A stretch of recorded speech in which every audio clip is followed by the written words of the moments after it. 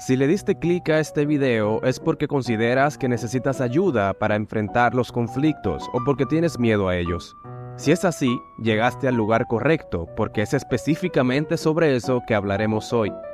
Evitar los conflictos no los hace desaparecer, ni mucho menos resolverlos. De hecho, puede empeorar las cosas. Además, al evitar los conflictos nos privamos de oportunidades de crecimiento personal, ya que a menudo es a través de la adversidad y los desafíos que aprendemos y maduramos. Como le diste clic a este video, tengo un regalo para ti justo al final que sé que te va a gustar. Hoy te traigo 6 claves fundamentales para dejar de evitar los conflictos y logres vivir una vida más plena. Comencemos. 1. Ábrete al conflicto, no te cierres. Dejar de evitar los conflictos comienza con abrirte a ellos. Esto implica renunciar a la idea de que solo tu perspectiva es válida y considerar otros puntos de vista. Es como quitarse las vendas, romper la burbuja protectora y observar objetivamente lo que está sucediendo. Hazte estas preguntas, por ejemplo, ¿cuál es el conflicto en realidad? ¿Cómo comenzó y qué lo está perpetuando? ¿Qué estoy tratando de evitar? ¿Cuál es mi actitud frente a esta situación? La idea es que te cuestiones y te permitas observar y abrirte al conflicto.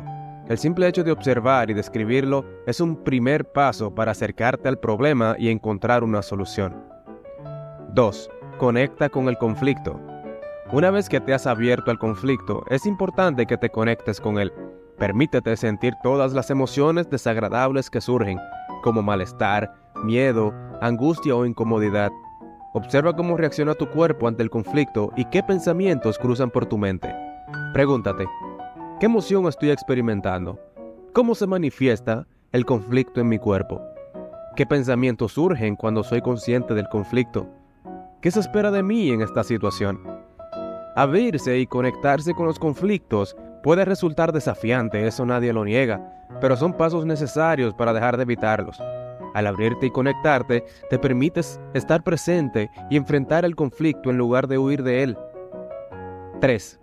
Enfrenta tus inseguridades y temores.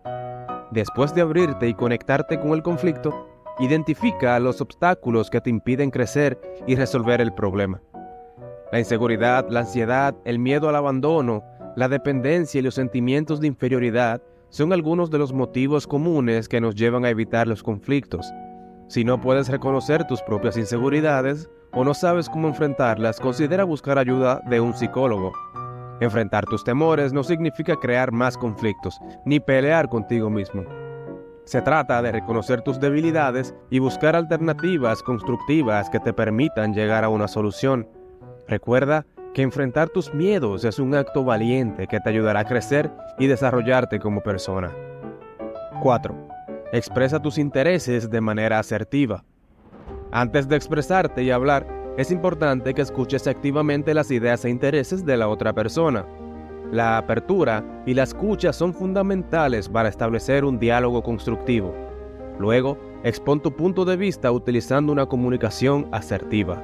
De esta manera, la otra persona sabrá que estás dispuesto a conocer sus intereses y que estás abierto a conversar sin recurrir a discusiones que empeoren el conflicto.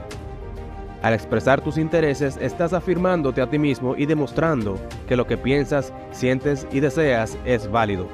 Recuerda que tener amor propio y defender tus intereses no es una pérdida de tiempo, sino un acto de autenticidad. 5. No te exijas demasiado. Para dejar de evitar conflictos, recuerda que no tienes que tener todas las respuestas, ni saber cómo resolverlos de inmediato. A veces, nos autoexigimos demasiado y esperamos la perfección, lo cual nos lleva a evitar la confrontación cuando no se alinea con nuestras idealizaciones. Si crees que el conflicto es inherentemente negativo y que no puede conducir a nada bueno, es natural que evites que enfrentarlo. No temas equivocarte ni fallar al confrontar tus intereses con otra persona. Los errores y las tensiones son oportunidades de aprendizaje que te ayudarán a crecer y acercarte a tus metas. Aprende a escuchar las lecciones que los fracasos te enseñan.